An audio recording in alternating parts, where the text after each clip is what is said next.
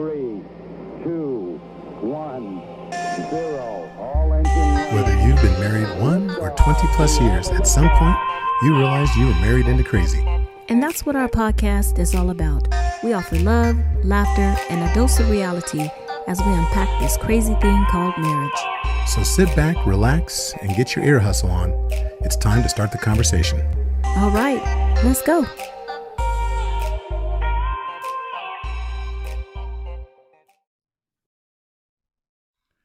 Welcome to episode 199 of the Married into Crazy podcast with Snooks and Lovey. I'm Lovey. I'm Snooks.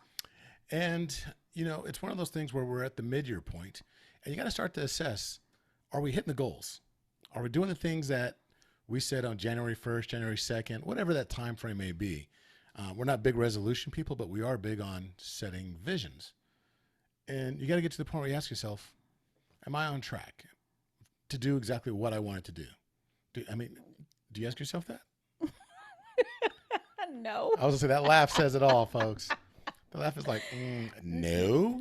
Not like that. I mean, I do have kind of daily tasks, I should say. So I try to, in regards to like how I plan my day out as far as homework or, you know, well, actually just about my homework. That's the only thing I have is, am I on task for my homework? Interesting. See, as we approach episode 200, which is a major milestone for us that's coming up. I know, that's wow. I know, right? That's coming up real soon, July 6th. The reason why I'm bringing all this stuff up, like, okay, mid-year, we talk about it every year when we get to this point, like, okay, time to reassess, think about, are we hitting the goals? Are we pursuing our vision? Are we doing the things that we said we're going to do in order to really fulfill that vision? You know, and part of that vision is that I had was to make sure that I was more active, more intentional about raising awareness regarding this podcast. And the easiest way to do that is right here, right now, to remind everybody to go to marriedintocrazy.com and do a couple of things. Number one, go to the coaching tab and book a discovery call.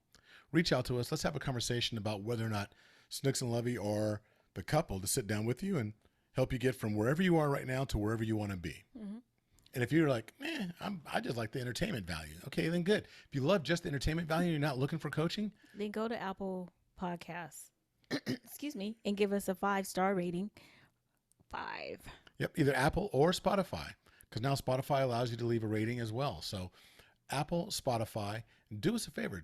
Take a picture of it, post it on your social media. When you go to the website, tell a friend about it. Do all of that. And since you're still online, go over to the Facebook community that you love and you belong to. To the Iron Tribe, the marriage community.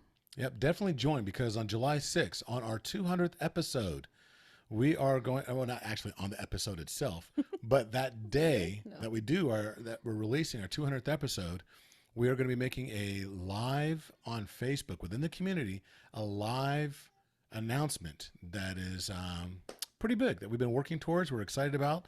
We've brought in a lot of different people for this, and we are excited for the announcement. And so anyway, the easiest way to be a part of that is to go and join Iron Tribe, the marriage community, and RSVP to the live event that's going to take place on July 6th.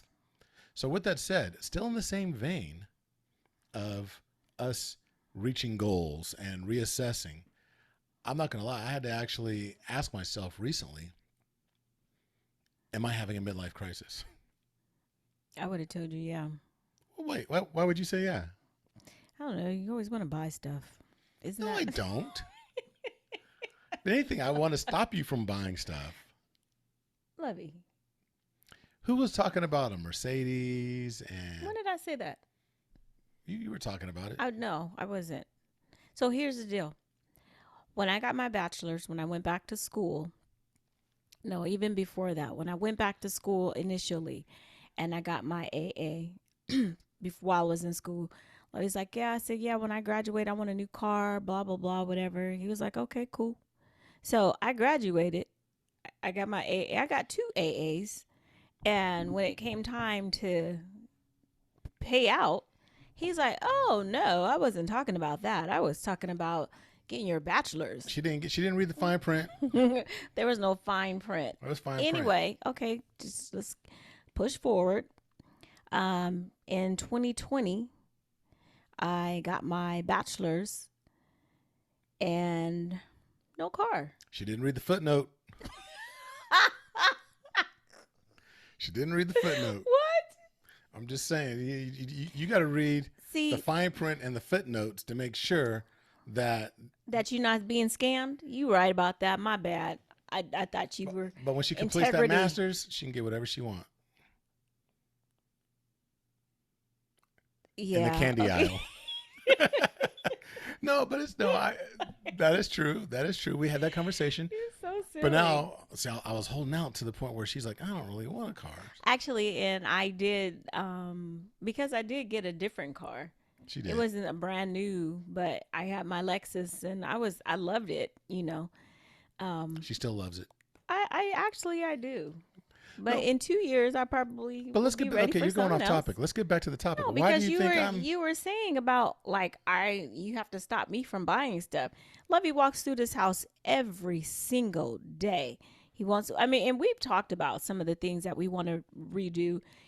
But every day he's talking about how we got to pull the floor up, or he wants to pull up the carpet, and we got to do this. Oh, I'm just gonna gut this office and mine's the all office DIY? every day.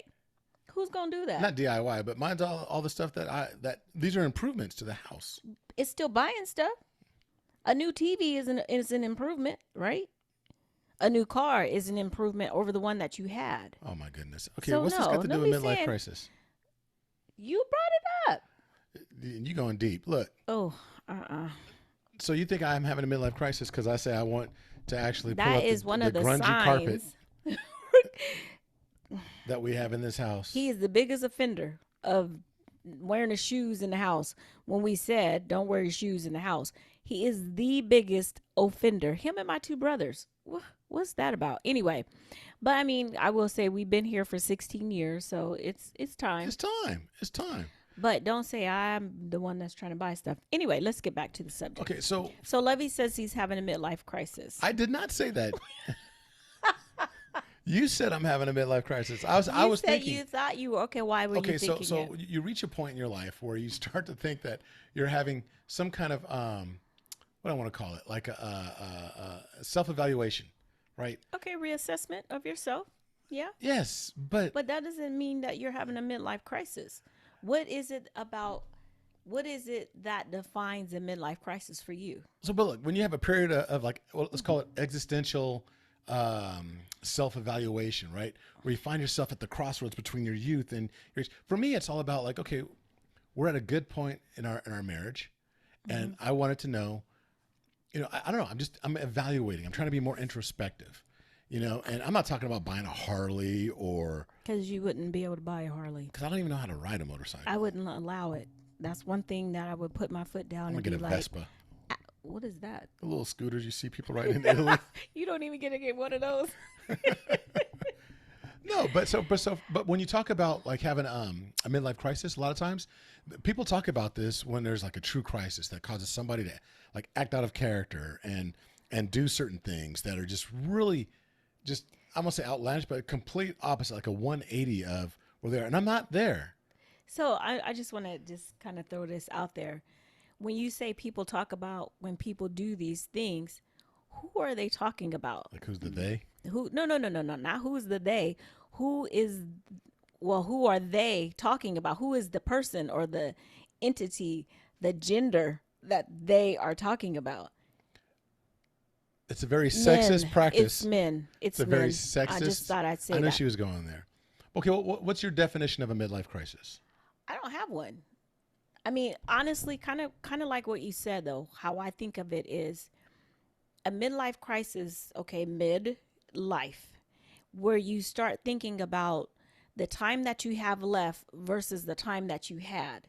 So that's kind of, you might think, dang, I've lived more life than I will have life. I mean, because Okay, you're depressing the hell out of me. why? Okay, go ahead. Keep going. No, but if we want to keep it real, any teenagers, I think, I won't say teenagers, but the 20-year-olds, I think we probably got it better than them just because of the things that they put themselves into, going to these concerts, and not that grown older people don't go, but they're in more places where tragedy may happen than you and I There's are. more risk involved with a lot of their There you behavior. go, the risk. So for that's what you asked me what it is. That's just what I think about when you get to the point where you start thinking about, I've lived more life than I will probably have life left. Like you're on the other side of the hill, right? Like there's Or yeah, or less left than I've already lived. and but it becomes a crisis when you feel like, when you reassess those, your life, and you think, dang, I've not accomplished anything that I've wanted to accomplish.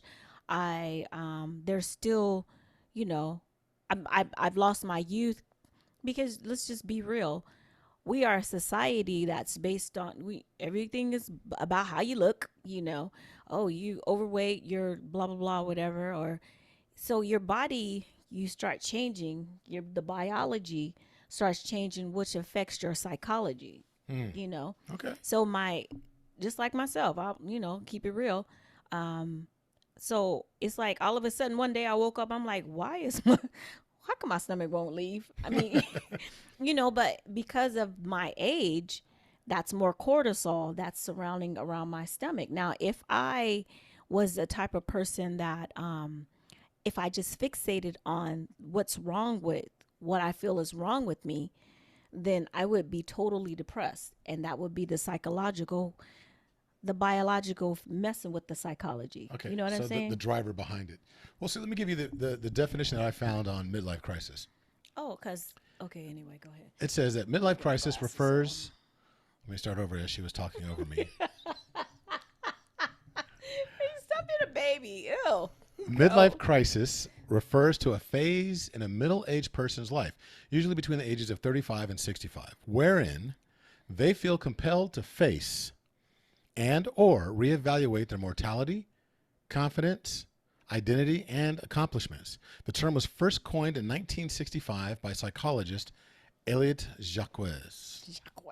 So the funny thing to me about, like, when you think about midlife crisis, I feel like, so for women, there's a definite sign that, oh, you're having I'm gonna say midlife crisis, but you're in midlife basically, and that's The change. menopause. Yeah, The change. so we have the menopause thing that just is okay. As soon as that starts happening, you're like, all right. So Is that when y'all start go chasing the younger men? And no, so the reason that we chase younger men is because when men go through menopause, the people that the spouses that they've been with for all these years, they up and leave them because I won't say 9 out of 10. I'm being facetious, but I didn't mean to hit there. But a lot of times, men, their mentals are really off when they start thinking about their, what did you call it? Their mortality kind of thing. They have a harder time with it. So men that go through menopause, well, it's called a male climactic. men all pause. Whatever. And in male climactic, which is really another word for male menopause. So I studied this, so No, I'm learning. Keep it going. okay. And it's funny too, because when I found out that it can affect men between the ages of 35 and 65, I was like, wow. So all these years, I thought you thought you was crazy. Wow. No, I'm playing. But Okay. Keep going. I'm taking but notes. but that is a trip though, to think that it's 35. So it can start as young as 35. So when men go through a midlife crisis, there's a high risk for divorce or extramarital affairs, career changes, and depending on their mental, more suicide attempts, and they are actually more prone to accidents also. Wow. Okay. So I'm just like going through I was trying to write this down, but I'm going through a career change. Mm-hmm. But you're also going through a change where, you're getting your MSW. Right. Go back to school. But I mean, that's just one of the things, for men, but also for women, we typically they say women go through the empty nest type of thing because, the kids leaving, going to school, moving out or whatever.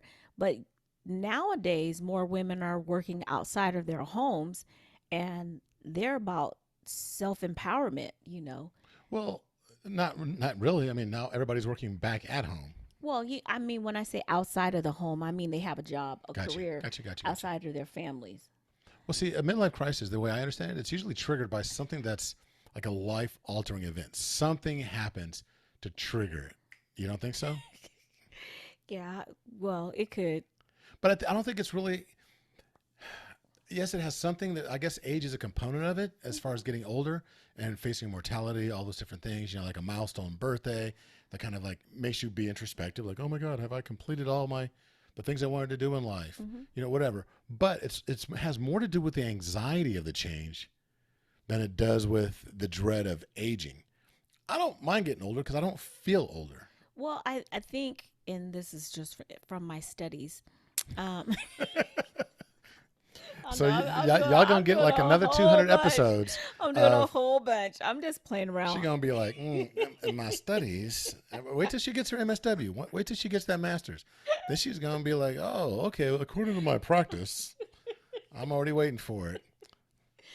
I'm just playing. No, but seriously, typically the people that have that anxiety and stuff, those are the ones that they do the self-reflection and they find that, wow, I have not done, or they find it's like there's negativity. They're negative about it.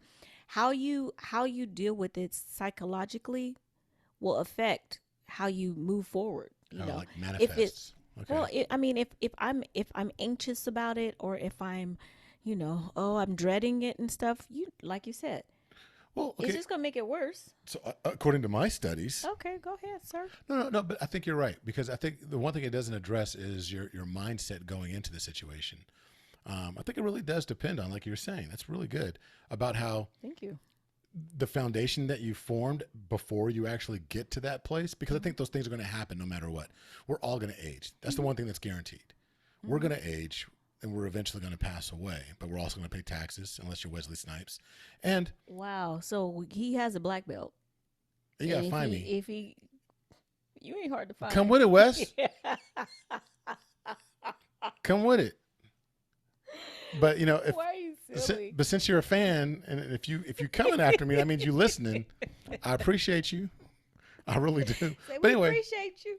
no, Go ahead, but sorry. but I was just going to say that there's major milestone things that happen, right, that cause the anxiety. I think the anxiety is real, but like you said, it just depends on how you respond to that anxiousness. So this thing says that I'm reading actually says that there's certain things, and it called out. This isn't all inclusive, but it states like divorce, which we're not going through, but a milestone birthday, which we're both approaching in What? 1 more year. 55. 55 Do we get to go eat free? at Denny's. I was here to say. We get to And- get that senior citizen. Get that senior citizen discount. That's funny. But okay, so a death of a parent, which I've had recently. I've lost both of my parents now, my biologicals. A medical diagnosis last year, or actually 2 years ago, and then again last year, dealing with cancer. Children moving out of the home. We're not quite there yet. No, I think that I don't know if that's going to be some anxiety, some joy. It's going to be mixed. But they force us to face these things, right? And I was thinking, man, I'm experiencing some of these things. Are there some specific signs, things that you and I and all of our listeners can look for? But see, here's the thing too, because there are so many people that are suffering from mental health. That does not necessarily mean that it's going to be a midlife crisis. Excuse me. So, because if I'm 60 and I experience some certain things and I start becoming depressed, is it because of those things that I'm depressed, or is it because I'm of a certain age?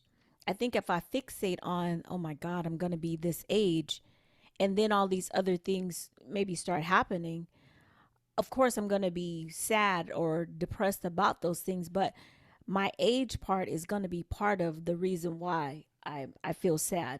A contributing factor. Yeah, contributing factor. So, and then the other thing too is, kind of like you said earlier, it's how you accept your strengths and your faults throughout your life. That's going to play a part on how you're going to deal with coming of age or getting older, and also how close are you to your family. If you got good loving support, and um you're not out there just going it by yourself, But because some people have good, loving support, and they still go through it. and you're absolutely right. So there's never any one right or correct answer. This is just what I found in my studies. Wow. Don't try to talk. Did your studies tell you to talk on the microphone? I'm trying to talk and look at you. He gets so mad. You know what? We need to have chairs where I could just sit in. I've been trying to remodel, but she won't let me. See, that whole thing who's she spending said. money? Who's spending money? Okay, go ahead. She just recommended that we remodel the I office said get a chair and get the Really? studio That's set what up. That's what you heard. That's what I heard. Okay. We got listeners now Midlife that will crisis. testify, Midlife listeners. crisis. Testify. Look. Let me identify. There's going to be 6 things I recall. There's this article that I was reading in Bride magazine. Yes, I was reading Bride magazine. Like, so you trying to marry somebody else or what? No, but I read stuff that's relating to relationships. Okay, because I'm just saying we were married in California. I can't stress it enough. She goes there all the time. According to my studies. No, so there's I want to call out 6 things, and I want to see what your thoughts are on these particular things that could be signs that your spouse is having a midlife crisis. Oh, okay. Go ahead. Ready? The first one is feeling a need for adventure and change. So anyone that there's a lot of people that seek fulfillment, right? And I'm not talking about, hey, let's go to the amusement park. Though you did say the other day you're ready to get back on roller coasters. I did say that. I did Suspect say that. for having a midlife crisis. Wow. Anyone may attempt to find fulfillment okay. through drastic measures, like having an affair, quitting their job, buying a big ticket item, whatever that may be, without consulting or having a lot of thought going into it. But those who opt for, like, they might have the same impulse, like, oh, I think I want this. But if you're not willing to be self-reflective and look within yourself as to why am I feeling this? Why do I feel compelled to take this drastic action, this order, this shift of course, and really upend our lives, or do something different, or really pursue this incredibly innovative idea that is a complete 180 from what I wanted to do, like needing adventure, change, excitement, all that. Because sometimes people, that's what they want to do. The Harley represents, getting out on the open road, riding the motorcycle and doing those things that is completely different. What do they do? They're what's that called? They're not switching lanes, but they're driving through cars. Yeah, that's just crazy to me. I always try to move over, but that's a whole other topic. But when you notice that they're doing something drastic and it seems like it's about an adventure or a major change, that could be a sign. What do you think? Yeah, I mean, I think so. When you ask the question of, oh, what's that about? Or why are we doing that now? And I don't know. I just need to change. I feel like if it's a spur of the moment kind of thing, like you said, if like the librarian lady quits her job and becomes a stripper or something like that. That's not funny, but I'm saying, that's totally out of character. She'd probably get paid though. She Totally out showed of up character. looking like the librarian and started stripping. Really? She'd probably get paid. You think so? I'm guessing. It's just a wild guess. I wouldn't know. Man, let me just shut up. But if also, okay, so another number 2 of 6 is exhibiting signs of depression. Some people. Some new depression, or just, because. Well, if you haven't been exhibiting signs of depression, let me give you some of the following symptoms. Okay. Right? Like sadness, hopelessness, helplessness, becoming pessimistic. Now, again, we're talking about completely opposite of what they've been. If they haven't had these symptoms, if you haven't been dealing with mild depression in the past or coming up with your own self-soothing, because I think we all have depression to a certain extent, not that everyone's clinical. Some are more clinical than others, that some are undiagnosed. But if it hasn't been part of your persona, and then right around this time when you're starting to express like, I'm somewhere between 35 and 65, whatever it may be, and you have those things that were happening, milestone birthday, loss of a parent, just different things. So if you start exhibiting that helplessness, if you have a loss of interest in any of the things that you truly love to do, something that you've been known, like somebody's been an avid golfer their entire life, and people know him, like, where's he at? Oh, he's out there on the links, or she's out there hitting the ball, or whatever. And then something happens, all of a sudden you just, I don't want to go. I want nothing to do with it. That thing that gave you desire, that gave you joy, you just no longer have interest. Or if you have a lack of energy, somebody, you just did normal stuff, and all of a sudden it's just like you're just lethargic. You have the inability to focus, make decisions, and maybe even some unusual sleep patterns. And again, one of these things by themselves isn't going to be the indicator. It could be multiple things. Well, I must be I see going you through smirking. midlife depression. I was like, whoa, I got that. Oh, I got that too. So maybe I'm going through midlife crisis. Exhibit B, because I said earlier that no. But I mean, if all these things are happening, but if you see some of those things, have a conversation. These aren't things where you're purely, in the peanut gallery watching everything. You're not supposed to be out there as a spectator. Marriage is not a spectator sport. It is fully functional, fully operational participation. That means that if you notice that your spouse is exhibiting some of these things, because maybe it's not midlife, maybe it is depression, maybe these things that you just need to talk about.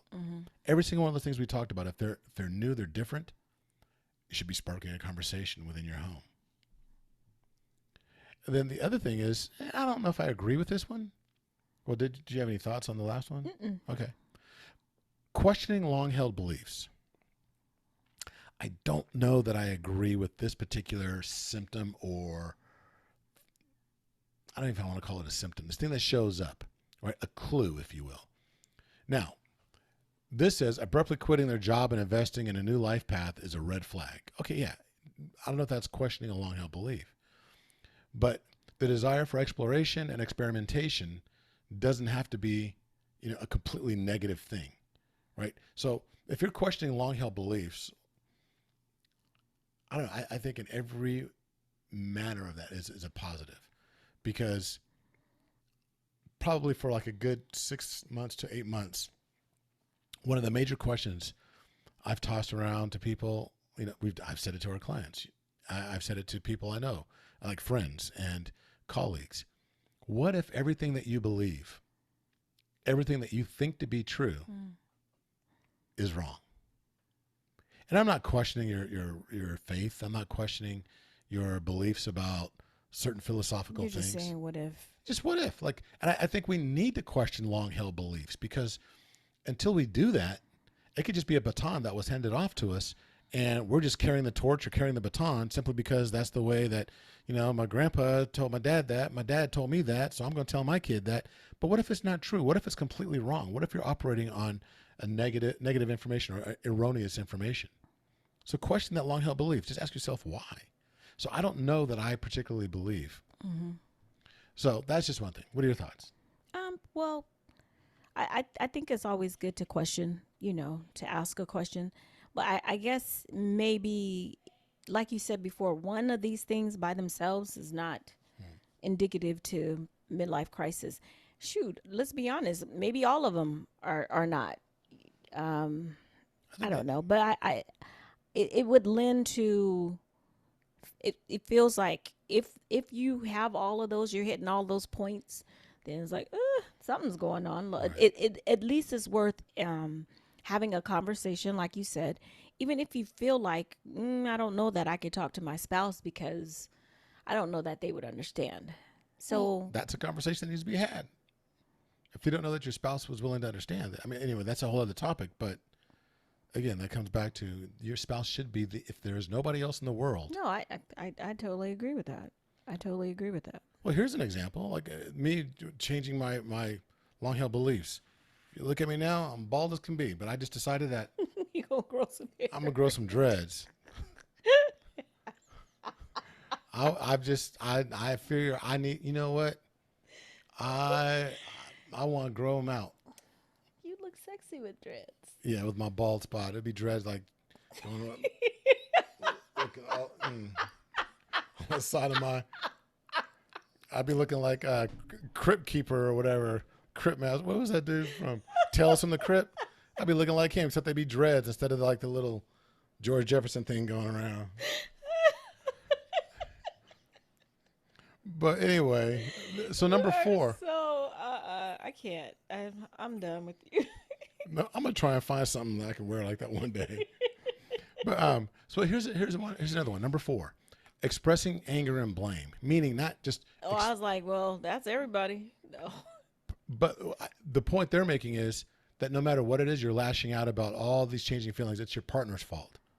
It's your fault that I feel like this. It's your fault that I'm not feeling fulfilled. It's your fault that, I'm 54 years old and I haven't traveled, all around the world. Because that goes for me now. That goes back to looking at I've lived more life than I feel like I have left. So now I feel like I have to get it all done. What you've always said this. You feel like we can accomplish more in a longer amount of time than we think, and we can accomplish much less in a shorter amount of time than we think. Something like that. Right, no, I agree. So That's good stuff. The number Stuff, 5 Maynard. is waffling on decisions. So indecision can take two. Why are you smiling? I was like, except for what you want to eat. Yeah, that's not midlife. We've been doing that since we were in our 20s. What you want to eat? I don't know. What you want to eat? That's a problem. That's a whole. Okay, we're gonna have a whole podcast dedicated No, we're to not. that. We're But not. waffling on decisions. Indecision can take two forms. The very first one is, what is it? Paralysis by analysis. When you talk about Which paralysis. would be me. No, but it can lead to frustration for both the person experiencing it as well as everybody around them. It's very frustrating. Can't commit to a real change in their life, even if they know that the change is overdue. This is the person that is, I've been in this job for 20 years and I'm an accountant and I hate numbers and I hate all the people and they're all boring and but you keep going every day. Well, I And you mean, tell everybody, one of these days I'm going to get a different job. yeah, but you stay there out of fear. Because number one, just because I hate it, I at least know that I'm good at it. So I can get it done. But for me to venture out and do something different, what if I fail? What if I don't? What if I'm not successful? Because the what if game happens, and that's where you get stuck. I know what I'm talking about. I do. I know what I'm talking about because I've experienced it.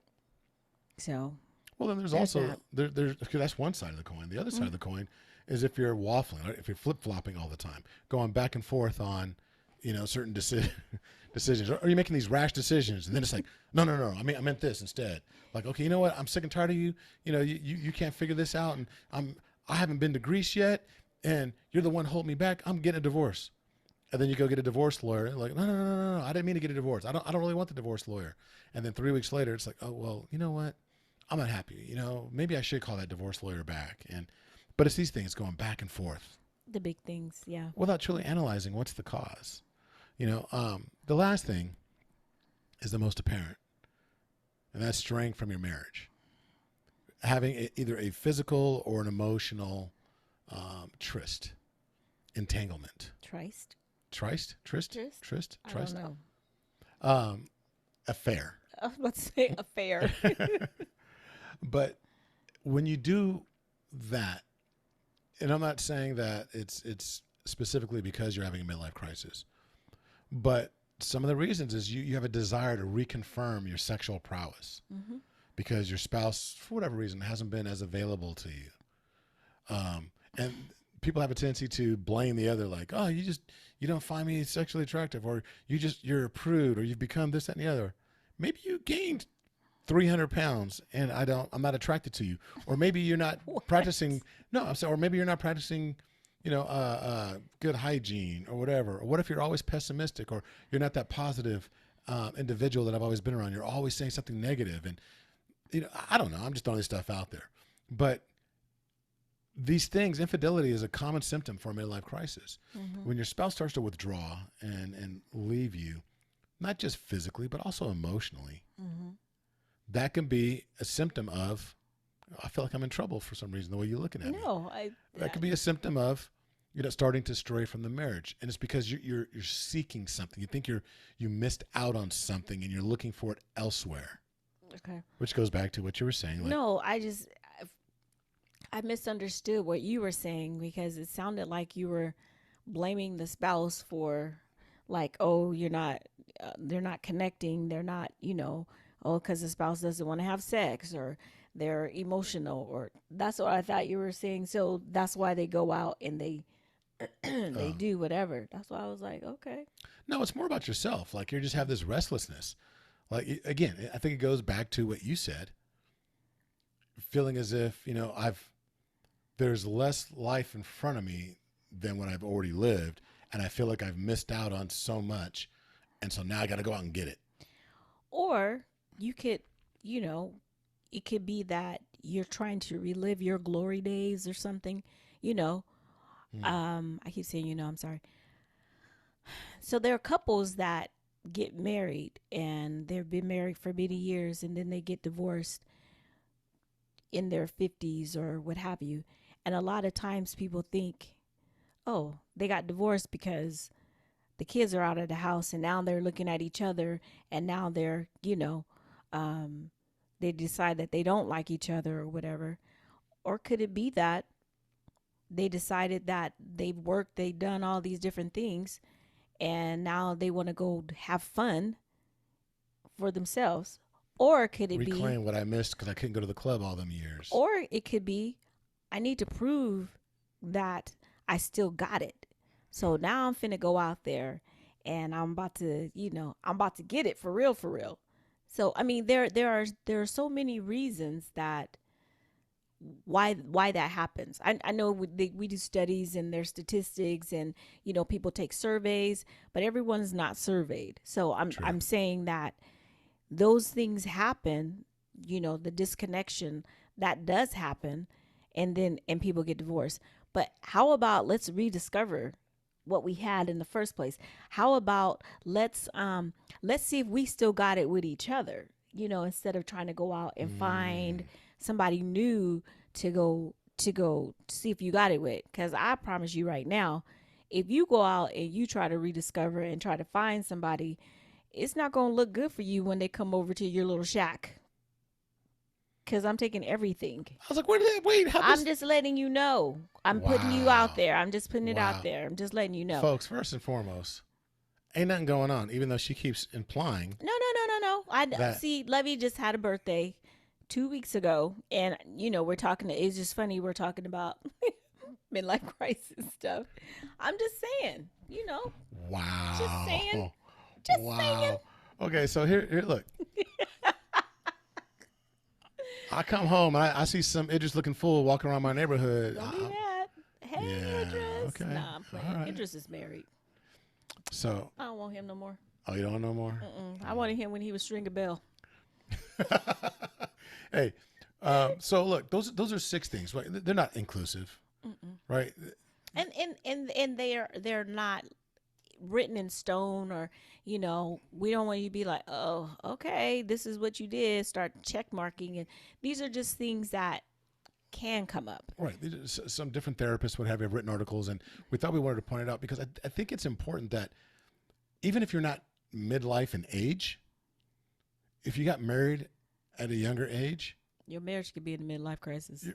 Amen. Your marriage could be a midlife crisis, and start to recognize, like Snook said, you don't have to go outside the marriage to reconfirm your prowess when it comes to sexuality. It could be about, let's have a scavenger hunt and rediscover those things that are important to us together. Let's figure this thing out together.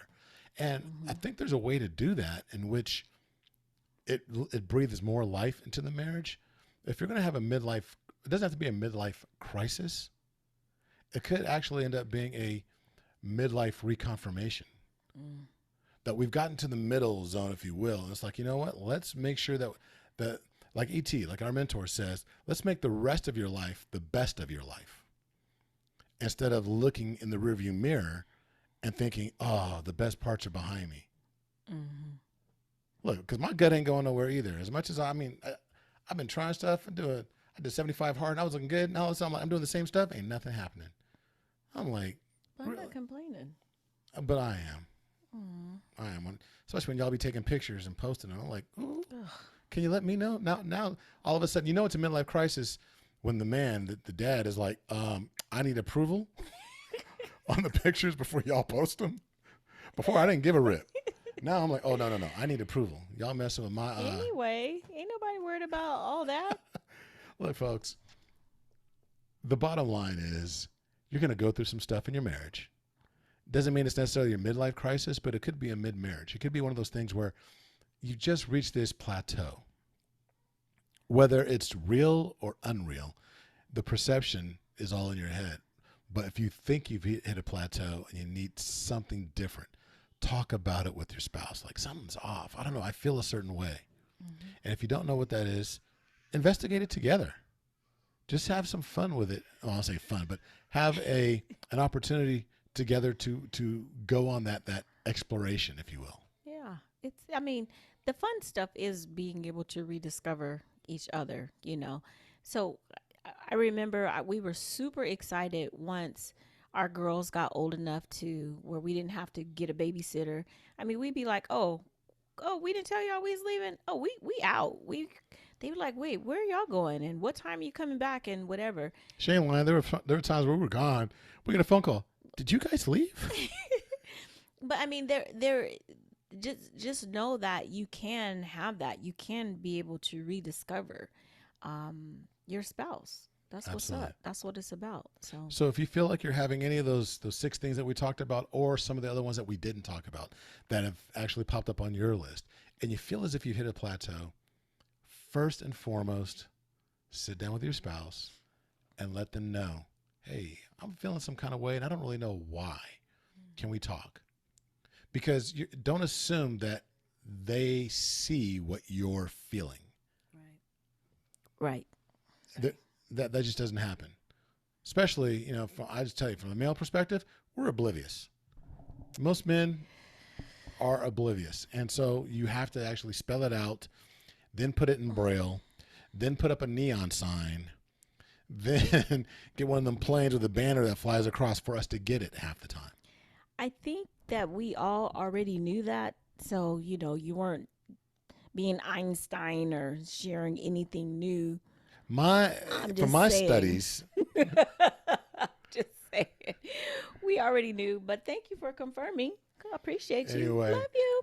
Hey, invest in each other, invest in yourself. Mm-hmm. Be introspective. Mm-hmm. When that time comes and you do start to feel like something's off, don't go get the Harley. Don't let that be the first thing you do. Right. Instead of go getting the Harley, I want you to sit down and have a conversation. So with that said, thank you for joining us. Tell a friend, tell your mama, tell your auntie, tell your granny, tell everybody about the Married into Crazy podcast. And we look forward to hearing you again, which will end up being our 200th episode. Ooh. Next time you hear our voices. And don't forget to go over to Facebook and join Iron Tribe, the Facebook community. Or I'm sorry, the marriage community. Go over to Facebook, join Iron Tribe, the marriage community, and then go ahead and RSVP for the exclusive announcement that we're going to be making on July 6th. It'll be at 6 p.m. Pacific Standard Time. We look forward to hanging out with all of you. Big things are coming. We're looking for new and improved ways that we can help marriages and lift up the covenant that we believe in so much. That's right. So until the next time, be blessed. Bye-bye.